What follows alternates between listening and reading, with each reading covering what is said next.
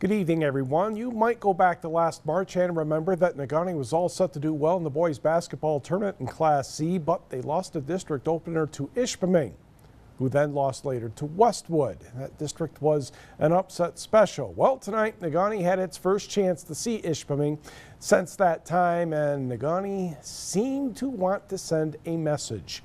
Let's go to the Ishpeming gym. Hematites playing well at the end of the first quarter. That's Hart Holmgren cutting the deficit to 12-9. Negaunee scored a couple of baskets. Then it's Mitch Ewell, Holmgren, Dondre Yohe, nice move, and the jumper. But the Miners led 19-13 after one. Negaunee gets rolling in the second. Pick and roll from Dre Tuminen to Trent Bell. Michigan Tech recruit gave the Miners a 21-15 lead. Then Tuminen, another assist on this play. Darius Provost from the corner for three. Add another assist to Tuminen's total. Jason Waterman, the recipient here. And it's 27-15. And guess what? Moments later, Tuminen rings up another assist with the bullet pass to Bell for the layup. 29-15. Bell had 26. Tuminen had 18 points. He's going to get a couple here off the steal. And they really opened the afterburners up in the second half. They led 41-23 at the break and won by a much easier margin than expected, 78-33. Just one other game in boys high school basketball tonight. Houghton made the trip down to Gwinn. The Model Towners have the victory, 62-44. Austin Forbes led Gwinn in scoring, but it was Reed Wiedenhofer who had 14 points, 10 rebounds, and 6 assists. Girls basketball, there were a couple of games postponed in the Eastern UP. One game was played, though, and St. Ignace defeated Pickford 54-33. The NMU men's basketball team has a shorter road trip this week, heading to 18th ranked Saginaw Valley State tomorrow and Wayne State Saturday. Good news, Marcus Metelsky played last weekend and played very well, even though the Wildcats lost twice. Bad news, Will Karras is out for the season with a back injury. And so it goes for Coach Bill Saul, trying to keep his team motivated, but it isn't easy. Get the #1 team in the country now. They've lost a few games here. And, you know, the good news of that is, yeah, it's a scenario where they're beatable, but in the same breath, you got a team that is very good that's lost 2 games on the road that were very close games, and now you get them back at their home court where they haven't lost.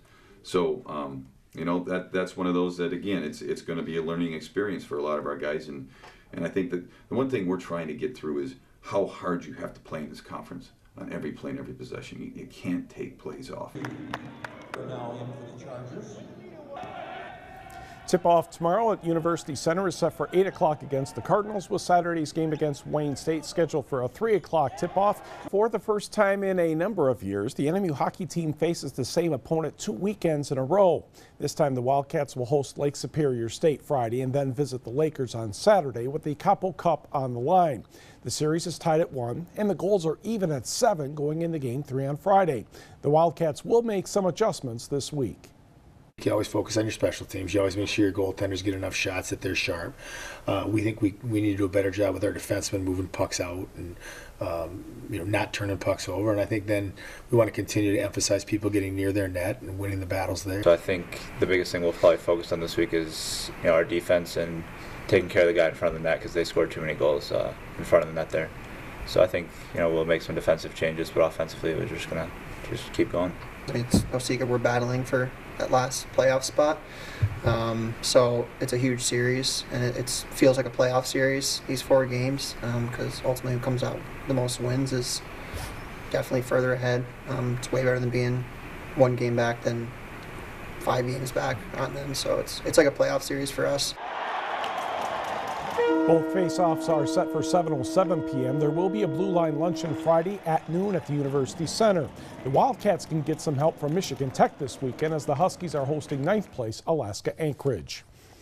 A Marquette High School skier has a chance to represent the United States at the National 7 Nations European Cup race held in Europe next month.